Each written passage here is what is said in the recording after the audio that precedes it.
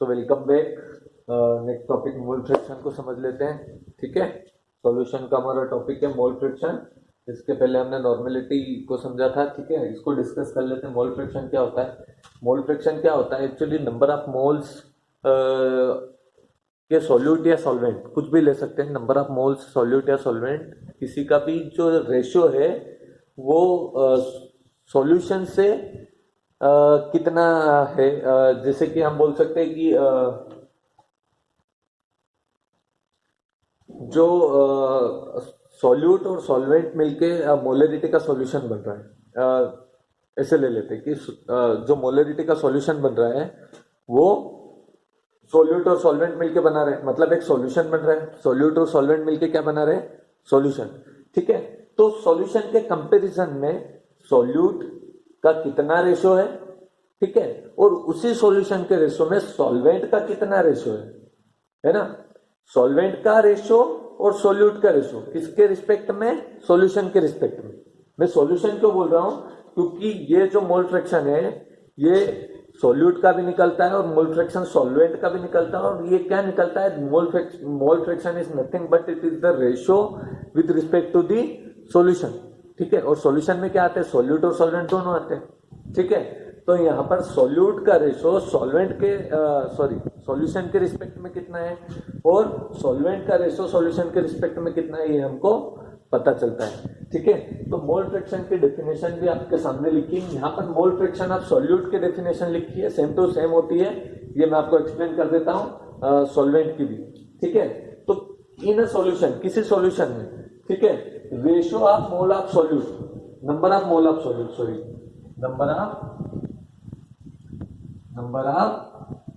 Mole of solute to a number of mole of solute and solvent, solute and solvent is known as a mole fraction of solute. ठीक है, पहले हमें number of moles किसके निकालना है? Number of मोल किसके निकालना है? सॉल्यूट के। ठीक है, सॉल्यूट के नंबर ऑफ मोल्स हमको पता चलते हैं। उसके बाद हम सॉल्यूट और सॉल्वेंट का जो common number of moles of solute and solvent है ना, मतलब दोनों के इकट्ठा कितने नंबर ऑफ मोल्स बन रहे हैं उससे कंपैरिजन करके हम जो बताते हैं रेशो इसका कितना है सॉल्यूट और सॉल्वेंट के कंपैरिजन में। किसका? सॉल्यूट का, सिर्फ सॉल्यूट का। तो वो क्या होता है? मोल फ्रैक्शन ऑफ सॉल्यूट होता है। ठीक वैसे ही सॉल्यूट की जगह अगर हम यहाँ पे सॉल्वेंट ले लें, क्या ले लें? सॉल्वेंट, है ना, सॉल्वेंट ले लें, तो in a solution ratio of number of mole of solvent to a number of mole of solute and solvent.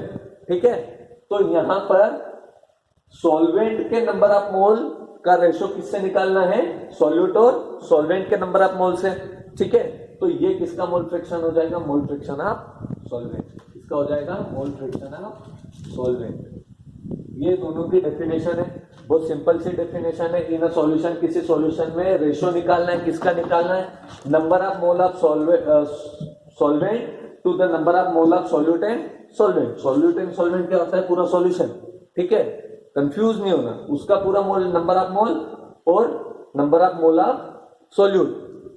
Did you get it? तो ये जो रेशियो निकलेगा, इस रेशियो को हम क्या बोलेंगे? या तो मोल फ्रैक्शन ऑफ सॉल्यूट या फिर मोल फ्रैक्शन ऑफ सॉल्वेंट। दोनों का अलग अलग निकल जाएगा। कैसे निकलता है बताता हूं। ठीक है, in a solution ratio of number of mole of solute या सॉल्वेंट, इसको स्मॉल एन से लिखते हैं हम।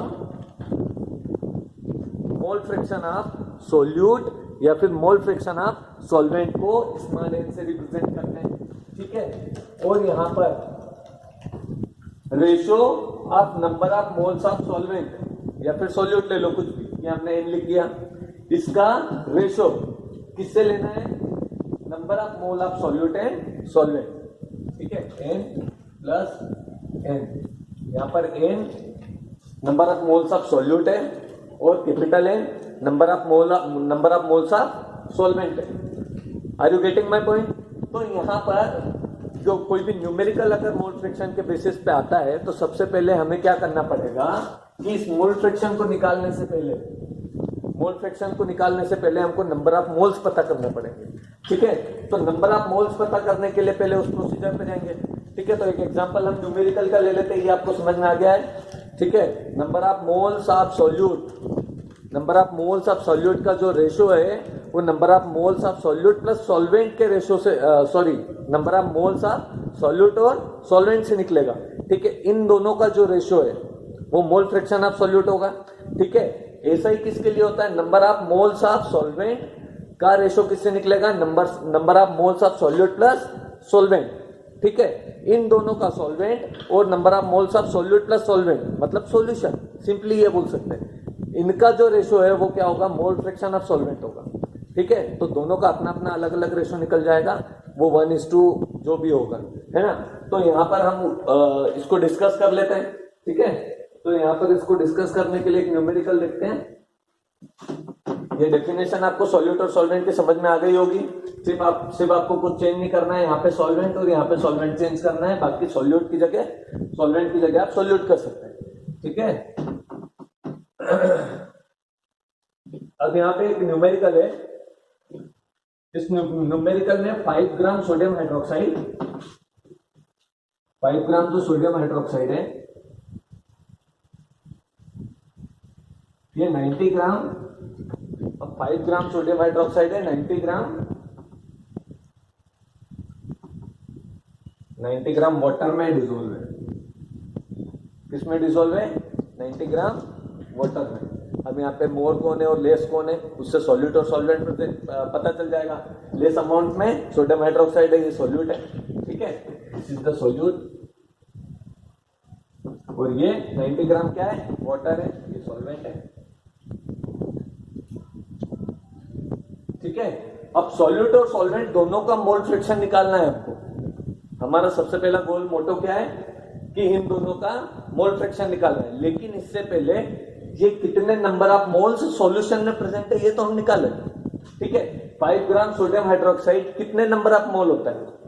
ठीक है, तो number of solute, weight of solute divided by क्या बोलते हैं उसको, मोलर मास। ठीक है, ये फॉर्मूला है, तो नंबर ऑफ मोल्स पता चल जाएंगे हमको। ठीक है, तो यहां पर 5 ग्राम सोडियम हाइड्रोक्साइड जो है, इसके नंबर ऑफ मोल्स निकालने के लिए नंबर ऑफ मोल्स क्या होगा, 5, number of weight of solute, weight of solute लिया अपन ने 5 ग्राम, 5 की है ना न्यूमेरिकल में, कहाँ गया कैलकुलेटर, 4 है, sorry, calculate the mole fraction of solute and solvent in solution having 4 gram, sorry 4.0 ग्राम। ठीक है, तो number of moles of solute और सॉल्यूट। ठीक है, तो यहाँ पे number of moles of solute क्या हो गया, 5। ठीक है, divided by molar mass, sodium hydroxide का मोलर मास, ये सोडियम हाइड्रोक्साइड। ठीक है, मैं हर बार निकाल के बताता हूँ, फिर भी नहीं आपको आया तो मैं कुछ नहीं कर पाऊंगा। 23 + 16 + 1 40। ठीक है, तो सॉरी 4 लेना है यहाँ पे, 4 डिवाइडेड बाय 40। ठीक है, तो कितना आ गया, 4 × 40, 0.1। ये किसके नंबर ऑफ मोल है, सोडियम हाइड्रोक्साइड के। ठीक है, उसके बाद में हम चलते हैं, किसका नंबर ऑफ मोल निकालना है हमको, सॉल्वेंट का। ठीक है, सॉल्वेंट का 90 ग्राम लिया है हमने। ठीक है, तो नंबर ऑफ मोल्स ऑफ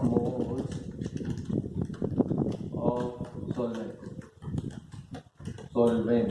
ठीक है, कितना है, 90 gram, divided by weight of, sorry molar mass, तो वाटर का मोलर मास निकाल लो, H2O।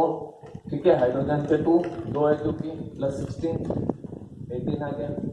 ठीक है, तो number of moles of solvent 90 divided by 18, 18 5 जा 90, 5 मोल, 0.1 मोल और 5 मोल।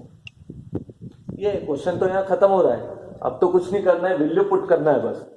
ठीक है, number of moles of solute का मोल फ्रैक्शन, मतलब मोल फ्रैक्शन ऑफ सॉल्यूट निकालना है, मोल फ्रैक्शन ऑफ सॉल्यूशन निकालना है। ठीक है, तो यहां पर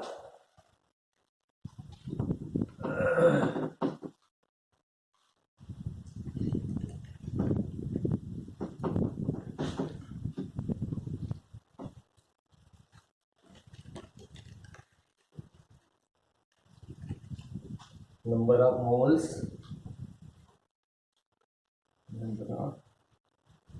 मोल्स और सोडियम हाइड्रोक्साइड NaOH क्या आएगा 0.1, ठीक है। और नंबर ऑफ मोल्स और वाटर इज 5.0, ठीक है। अब यहाँ पर ये तो है स्मॉल एन सॉल्यूट का, ठीक है, और यहाँ पर इसको सॉल्वेंट का ये एन हो गया कैपिटल एन, इन दोनों को ऐड कर लो, ठीक है। ये हो गया आपका 5.0 प्लस 0.1 क्या हो गया 5.1, पूरा लिख दें इसको 5.1, ठीक है। अब हमको क्या निकालना है, पहले मोल फ्रैक्शन ऑफ सॉल्यूट निकाल लो, मोल फ्रैक्शन ऑफ सॉल्यूट, ठीक है, ये निकालना है। तो मोल फ्रैक्शन ऑफ सॉल्यूट निकालने के, मोल फ्रैक्शन ऑफ सॉल्यूट हमने किससे स्मॉल एन से डिनोट किया है, तो एन की वैल्यू क्या है 0.1, ठीक है। तो ये जो सॉल्व करेंगे कुछ गड़बड़ लग रही है, एक सेकंड 5.1 तो ठीक है, ठीक है। इसका जो आंसर आएगा वो आप निकाल लेना, ठीक है, मैथमेटिकल पोर्शन है 0.1 moles of number of moles of solute, ये 0.1 आया था, और n प्लस एन जो है ये total number moles of solute है, सॉल्यूट और सॉल्वेंट का है, तो ये 5.1 हमने ये दोनों जोड़ के लाए, ठीक है। तो इसकी वैल्यू n प्लस एन की ये हमने नीचे पुट कर दी और n की वैल्यू हमने ऊपर रख दी। इसका आंसर कुछ आएगा 0.019 के आसपास, ठीक है। अब ये हो गया मोल फ्रैक्शन ऑफ सॉल्यूट, क्या हो गया मोल फ्रैक्शन ऑफ सॉल्यूट, ठीक है। अब हमको निकालना है मोल फ्रैक्शन ऑफ सॉल्वेंट, ठीक है। तो मोल फ्रैक्शन ऑफ सॉल्वेंट में क्या है, in a solution ratio of number of moles of solvent, है ना, with ratio of number of moles of solute and solvent, ये डेफिनेशन हम पढ़ी थी, ठीक है। तो यहाँ mole fraction of solvent, mole fraction of solvent, ये स्मॉल एन था और ये कैपिटल एन है, ठीक है। अब यहाँ पे कैपिटल एन की वैल्यू पुट करेंगे अपन, ठीक है, एन प्लस एन, ठीक है। तो कैपिटल एन की वैल्यू है यहाँ पे 5, ठीक है, और टोटल इन दोनों की वैल्यू कितनी है 5.1, है ना। तो यहां पर 5 और 5.1 लगभग कुछ 0.98 के आसपास कुछ आएगा, है ना, इतना कुछ आएगा, ठीक है। तो यहां पर ये मोल फ्रैक्शन ऑफ सॉल्यूट है, सॉल्यूट इतने परसेंट हमारे सॉल्यूशन में है, सीधी सी बात ये, ठीक है। इसका रेशो इतना है और जो हमारा सॉल्वेंट है उसका रेशो इतना है, लगभग 10 टाइम्स। आया समझ में, ये सॉल्यूट का रेशो है और ये सॉल्वेंट का रेशो, या हम ये बोल सकते हैं कि हमारा जो 100 पार्ट है, 100 पार्ट में से 98 पार्ट्स तो आपके सॉल्वेंट के हैं, ठीक है, और 2 पार्ट जो है आपके सॉल्यूट के, इस तरीके से बोल सकते हैं ये मोल फ्रैक्शन है, ठीक है, ratio of solute and solution, सीधी सी बात। सॉल्यूट और सॉल्यूशन इसलिए बोल रहा हूं क्योंकि यहाँ पे n प्लस एन है, सॉल्यूट प्लस सॉल्वेंट ये डेफिनेशन में बोल रहा है, लेकिन सॉल्यूट और सॉल्वेंट मिलकर ही तो सॉल्यूशन बन रहे है ना। तो एक सॉल्यूट का रेशो सॉल्यूशन के साथ और एक सॉल्वेंट का रेशो सॉल्यूशन के साथ, यही मोल फ्रैक्शन है। Are you getting my point. और ये करना पीछे की साइड जो न्यूमेरिकल है नहीं समझ में आया तो इंटीमेट करना, ओके। अच्छा, इसके बाद में इसी वीडियो में ले लेता हूं मैं फॉर्मेलिटी, ठीक है, और फिर इसको बंद करेंगे।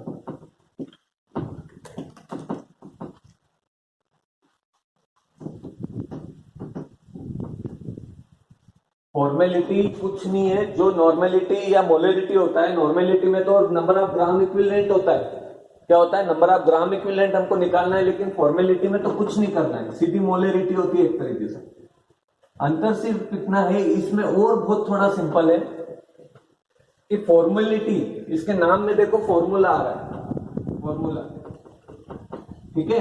तो फॉर्मूला में आपको कुछ नहीं करना है कि जो सब्सटेंस दिया उसका फॉर्मूला क्या है, उस सब्सटेंस का फॉर्मूला जो है उसी फॉर्मूले का मास निकालना है, सीधी सी बात। उस फॉर्मूले के मास की जो मोलरिटी है वो फॉर्मेलिटी होती है।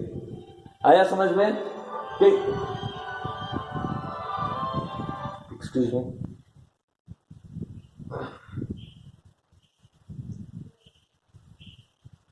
ठीक है। तो क्या बता रहा था मैं, फॉर्मेलिटी, ठीक है। तो यहां पर समझ लो कि एक फॉर्मूला दिया हमने, sodium hydrogen carbonate, sodium hydrogen carbonate, ठीक है। यहां पर ये सोडियम हाइड्रोजन कार्बोनेट जो है, सोडियम बाइकार्बोनेट, ये किसी सॉल्वेंट में डिसॉल्व है, ठीक है। तो हमें इसकी मोलरिटी चाहिए, ठीक है, या फॉर्मेलिटी चाहिए। तो फॉर्मेलिटी अगर हमको चाहिए तो सिर्फ हम फॉर्मूला कंसीडर करेंगे, मोलर मास, मोलरिटी ये कुछ भी कंसीडर नहीं करेंगे। फॉर्मूला क्या है, फॉर्मूले का मास कितना है, ये सीधा सा सिंपल। फॉर्मेलिटी मतलब फॉर्मूला का मास। अगर sodium hydrogen carbonate dot 2H2 है तो हम यहाँ पे 2H2O का भी वेट कंसीडर करेंगे, मोलर मास में ऐसा नहीं होता है, ठीक है। तो सोडियम 23, हाइड्रोजन 1, ठीक है, यहाँ पर कार्बन 12 प्लस ऑक्सीजन 3 है, तो 16 3 जा 48, ठीक है। 48 to 50 60 और 60 और 20 80 84 कुछ आ रहा है, ठीक है। ये 84 ग्राम लेके अगर हम 1 लीटर करते हैं 1000, ठीक है। Number of formula gram present in 1 litre of solution is called formality. ये फॉर्मूला है, definition.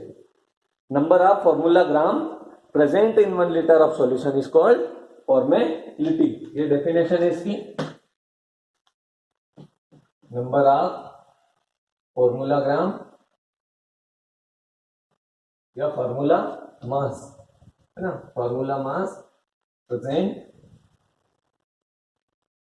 In 1 litre of solution, ठीक है।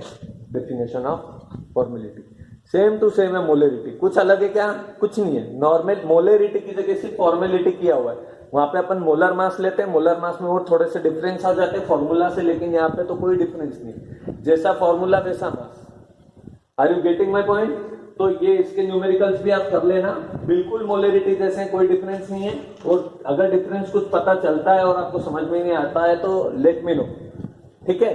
अब इसके बाद के जो टॉपिक है, एक या दो पीपीएम या वो दोनों जो है वो वीडियो की लेंथ तो थोड़ी ज्यादा है, तो उसके बाद इसको कंसिडर कर लेंगे, ठीक है।